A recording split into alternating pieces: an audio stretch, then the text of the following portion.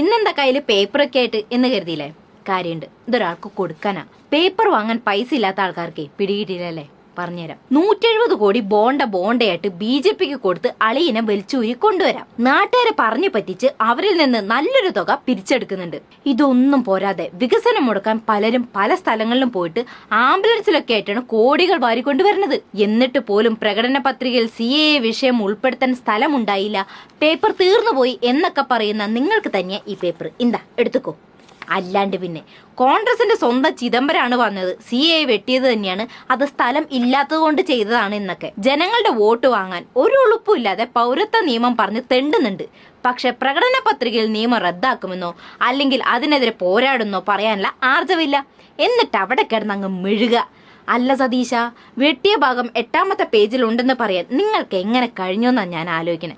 ഇത്രയ്ക്ക് തരം താഴ്ന്ന നിലപാടില്ലാത്ത ആൾക്കാരുണ്ടാവോ?